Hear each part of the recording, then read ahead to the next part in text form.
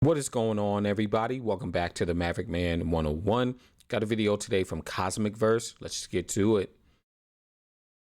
2 years ago, I was married. I have 2 kids. I never thought I would be back out here single, dating. I would rather be on a season of Naked and Afraid through the wilderness with no clothes than try to navigate this dating. My biggest fear is being a baby mama. I can't. I'm gonna need a rock on my finger before you put a baby in my belly. Because I see it firsthand. Like, I just refuse to be a baby mama. No, we're having a baby. No, we're not. Why are you trying to bash me for learning from my mistakes and trying not to repeat them? Nothing is more frustrating than when men start trying to devalue you because you're a single mom and now you have higher standards. It's like they want you to keep making the same mistakes. Like, it's like, okay, you think I want to do the same shit again? Like, why are you trying to bash me for learning from my mistakes and trying not to repeat them? It literally doesn't make sense, and it's actually really fucking annoying, but whatever. We're just in a sassy man apocalypse, and I'm learning to. It's something that I don't think women will ever understand. They can understand it in any other aspect of life. The more something is used, the less value it has, right? Cars, sometimes property, depending on how bad it looks, right? If the land is good, clothes, shoes. These are the things that have always been true throughout history, right? Something gets used more often than not, the value goes down. But for whatever reason, in relationships, women can't coordinate the two. They can't put it together in their minds. And whereas I think they can, they just choose not to. Now, this lovely woman with this arm tattoo and probably lip filler and the fake eyelashes and probably fake hair, she knows what it is, right? The fact that you are a baby mama, a single mom, does not give you more value in the market because you want it to give you more value in the market, because the market determines your value, not you. That's it. If the market says, hey, look, we don't like what you got, we don't like what you're selling, we don't want it. It is what it is. Simple economics, man. Accept it. I don't think anyone is trying to bash you, but it's just really unrealistic to suddenly raise your standards when you already have children. That's something that should have been done before choosing a partner. I've seen many modern women do this. They didn't have high standards for the man who got them pregnant, but once he leaves or things don't work out, they suddenly want to raise their standards for the next guy. It just doesn't make sense. It doesn't add up. No one is saying single mothers can't learn from their mistakes, but let's be real. Raising your standards after the fact doesn't change what's already happened. You're bringing more to the table in terms of responsibility, not value, yet you expect a better deal than what you accepted before. That's not how it works. Yeah, real quick, I heard, I think it was Kevin Samuels say, you get no higher than your baby father. And I think that's true. But women come out of these relationships, come out of these situationships, whatever it may be, whatever they want to call it, right? Looking for the knight in shining armor, looking for the knight to save them. And they got the sisterhood behind them, right? The fact of the matter is, men have started to see that there's no benefit for a man in being a stepdaddy at all. Man looking at the situation is going to think, if you didn't have these high standards for the father of your child, Right. Why should I meet them now? It comes off as selective and unfair. Standards should be in place from the beginning, not as a reaction after making questionable choices. Ouch. I think we need to go on Jeez. some dates. And by we, I mean me and you and probably some dudes off Hinge. I don't know. I just got my heart completely wrecked with the first situationship relationship since divorce. And people warned me that would be the case, like after divorce, like the first relationship gonna wreck you. And they were so right. Like I've never been so down bad in my entire life. And I think right now, like I just need to go on dates. Okay, TikTok, help me out. Someone Cold. She just wants to get her back blown out. That's it. said, I can't. Someone said dating me is like buying a used car. I can't undo that comment. So my question is, what kind of car am I and how many miles does it have? Let me give you a run back, okay? I have 4 kids. Jesus. I am twice divorced. Oh my by God. 28. It's giving Ultima. It's giving Toyota. It's giving Ford Focus. Is it a still? I can't. Jeez Louise. Is it a, what is it? A Mustang minivan? Baby, you What a bike. what is it? You a bike. Because I can't. Already a red flag for most men, to be honest. 4 kids and twice divorced at 28? That alone speaks volumes. Right. What that says is that this woman likely has commitment issues and an unwillingness to make things work. Sure, we don't know what happened behind the scenes, but at the end of the day, results matter more than excuses. A track record of 2 failed marriages by 28 suggests a pattern, either poor decision-making, a lack of accountability, or a habit of running when things get tough. Most men looking for a serious relationship are going to see this and think, what are the chances that I'll be any different? No man wants to sign up to be the third husband, stepping into a situation where the odds are already stacked against him. It also raises the question, if 2 marriages didn't work, what's the common denominator? At some point, personal responsibility has to come into play.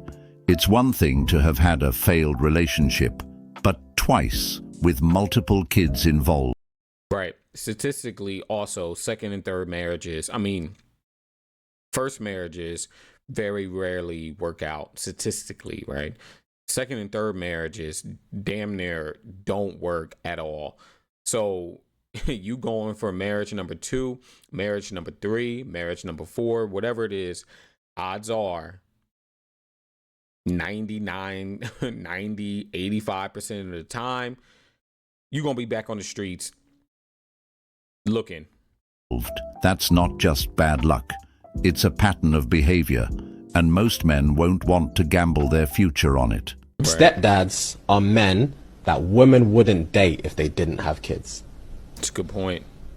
Let me read that again. Stepdads are men that women wouldn't date If the women didn't have if kids. they didn't have kids. Facts. It's crazy. Facts. Right. Yeah, facts. That's It's horrible. techie. Yeah. That's facts, though. I agree. And I get it. There's men that prefer not to be with women with kids. Like, we get it. We hear you guys. We hear you loud and clear, okay? Nah, man don't want any woman with kids, you know? Don't want no woman with kids, you know? Like, any man that is so vocal about, I don't want a woman with kids. Why on earth would anyone want to be with someone like that? Why? Because it's just a horrible trait to have. Like, yes, have your preferences, but don't go and shout down a whole group of people in society and make them feel worthless about themselves just because you don't want to date one. Make it make sense. Women love disrespecting men because of their preferences, but when women have a preference, everybody applauds her, right? She wants a man that's 6 foot. She wants a man that's in shape, 6-pack abs on the back, all this other stuff. And that's fine. It's like, you go girl, you go sister, get yours. A man says, hey, look, I'll take her, just don't have kids, right? And they're like, oh, you're you're this, you're a user, you're toxic. And it's just so funny because it's like, well, how can you say what you want in confidence, but a man can't say, hey, look, just don't be overweight, don't have herpes, and don't have kids. Those are 3 things that are very easily controlled. Easy. Finding that dating in this day and age is a lot like buying a used car.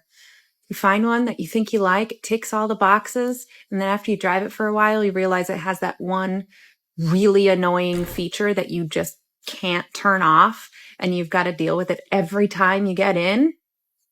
Yeah, luckily cars are easy to trade in, just like boys. This woman just said that boys are easy to trade in. Now, imagine if the roles were reversed. Imagine if men openly said the exact same thing about women. The backlash would be immediate and brutal. People would call it misogynistic, heartless, and dehumanizing. There would be outrage, think pieces, and social media storms condemning such a statement. But when a woman says it about men, suddenly it's brushed off, laughed at, or even defended. To have a man is to settle. It's just because they're men. It's just the fact that they're men. To have a man is to settle. Like, they're not perfect beings. They're actually far from perfect. They're very imperfect. Women are more perfect than men. Like, I'm not even trying to get, like, political or anything. Are you stupid? Okay, this is a question for single mums that are dating. So hopefully TikTok does its thing. I'm genuinely interested. Do you prefer to date men with kids or men without kids? Let me know. How old are you? 23. Are you single? Yes. Why do you think that is? I'm too young. Look at that camel. Jeez.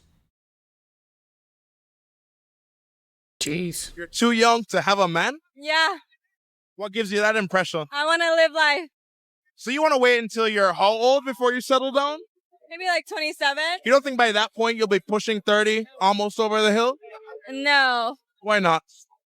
Because I think that's the perfect age to start like taking life serious.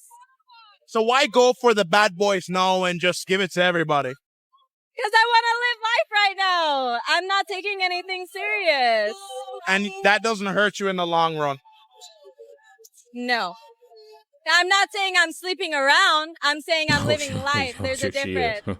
So do you see more than one guy at a time, or do you just, Honestly, it's really hard for me to like go on dates just because like I'm an introvert. So if anything, I'm seeing the most 2 guys, 3 guys. That's pushing it, but 2 is good for me. This is a mistake that many women. I'm gonna give her this. She's not completely off, right? She said, I think the guy asked her like, when do you want to get married? She said 27. Bro, that's like, I think that's the median age right now for women getting married. It's like 27, 28 in America. I think the numbers from 2023 say the median age for women getting married in the U.S. is like 20, 28, maybe 29. Can't remember the numbers exactly, but I mean, she's just following the same playbook that all other women follow, right? This is why I personally say that marriage in the West is not worth it for a man, because by 27, 28, you meet this, right? She already said she's messing with 2, 3 guys at a time, right? 2, 3, maybe, right? Times that by 3, add 4, times 8, right? But she says like, oh, at most that's what she's messing with. So by the time she gets to 28, I mean, just think of all the dudes, all the women that she's been with, right? Then she gets with you. You have to save her. You got to go to therapy. And you from, let's say 16, 17, 18 to 30 have been working your behind off, trying to build your business, going to school, doing what you need to do, taking care of yourself, dealing with family, doing all this other stuff. And then you meet this and she want to take you to therapy because she been chatted out. And you're just like, well, what's wrong? I'm fine. Like, I'm okay. That's what's out here, gentlemen. Make, just like this woman. When they're younger, they want to have fun, go to parties and live in the moment without thinking about the long-term consequences. And as she mentioned, she's giving it up to all the bad boys because she wants to have fun. But what she, and many others, fail to realize is that this kind of lifestyle has a price. Women like that often find it really hard to secure real love later on, because by the time they're ready to settle down, they've developed habits that make it difficult to pair bond. They've spent years jumping from one man to the next, chasing excitement and temporary pleasure, instead of investing in something meaningful.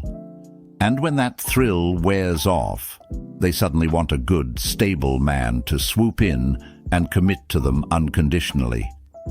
But that's not how it works. Men can sense when a woman has been through too many fun phases, and for a lot of them, that's a deal breaker.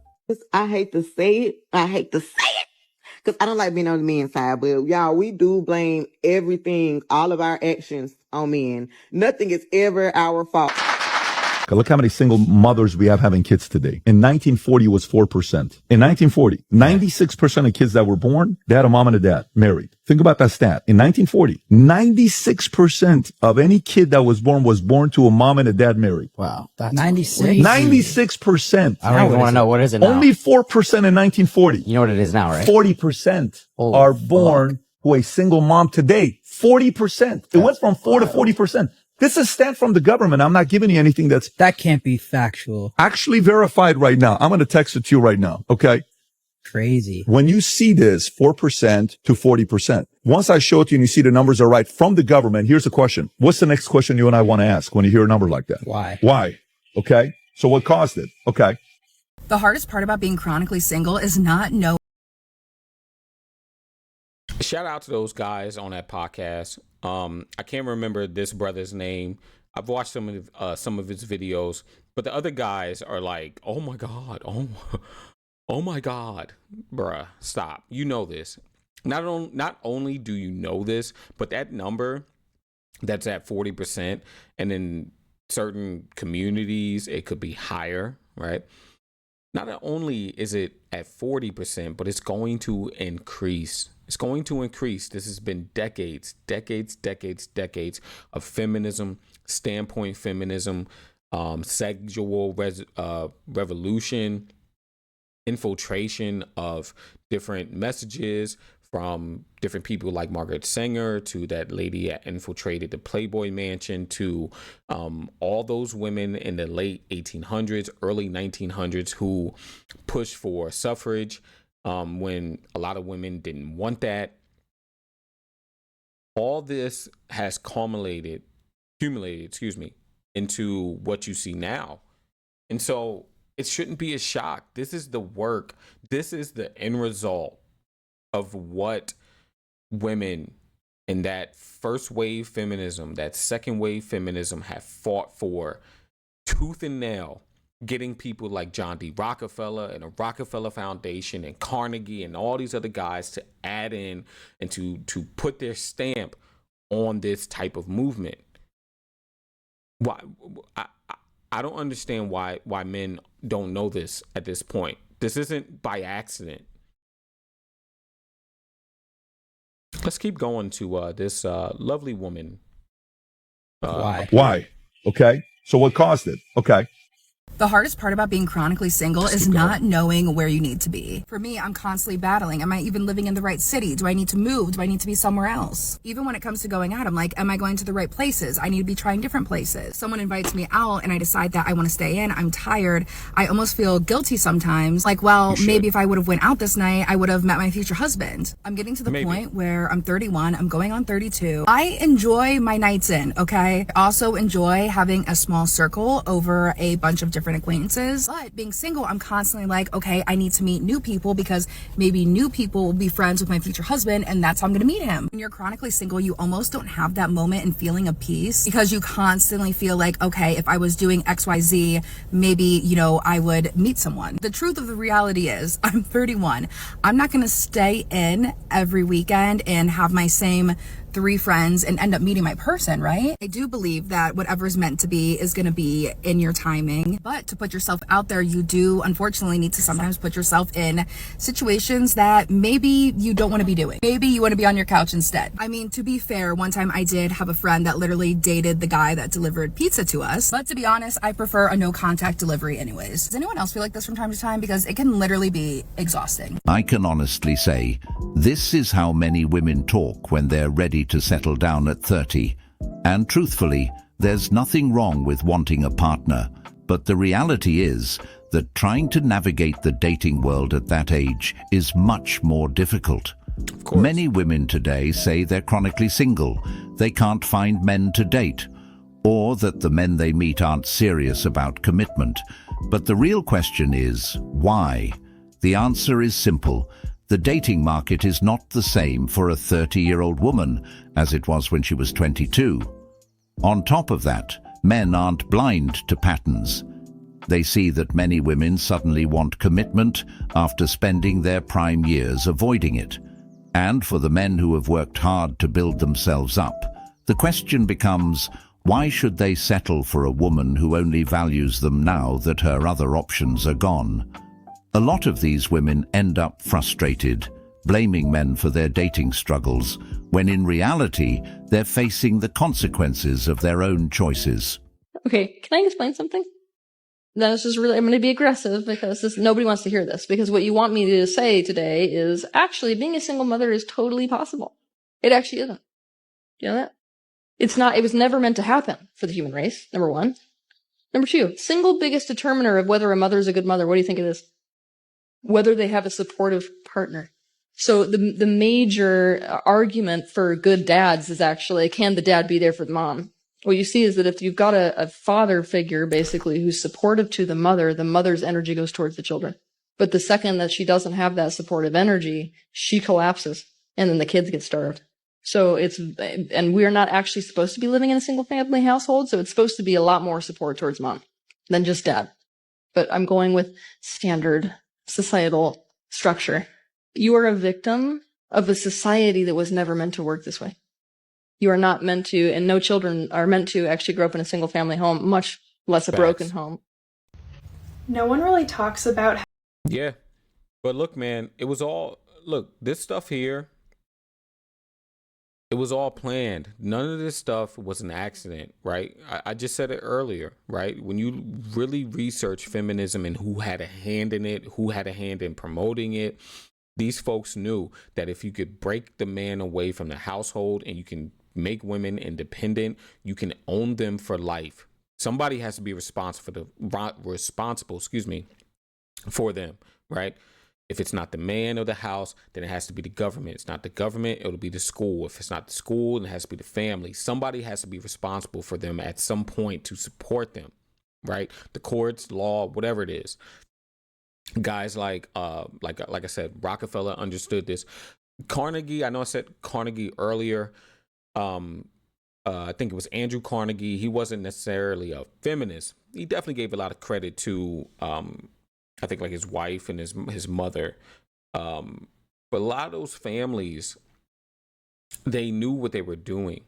A lot of those people, the Margaret Singers, there was one lady, I can't remember her name, but they really pushed these narratives, right? They pushed Planned Parenthood. They pushed different ideologies. They pushed suffrage. They pushed a lot of these narratives to get women into the workforce, to keep them addicted to working in this lifestyle and this dream and chasing the dragon so that they can own them for life. Period. I hate saying period, but that's what came to my mind. And no children are meant to actually grow up in a single family home, much less a broken home.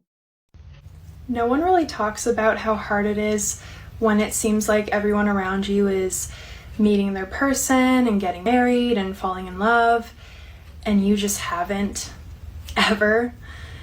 And I've always been the person that was completely fine with being single, and I still am, but I've been thinking about it a lot more. I don't know if it's because I'm getting older. I'm 27 now, but I would love to get married one day, and maybe be a mom and be in love, but I've just never had that. And I've never been with a guy that was husband material at all. So I've never really had the chance to even attempt like building a life with someone or being in love. And a few weeks ago I was at a concert and there was a couple sitting in front of me and you could tell they were so genuinely in love and it was beautiful. And I started crying because I had this realization that I've never experienced that.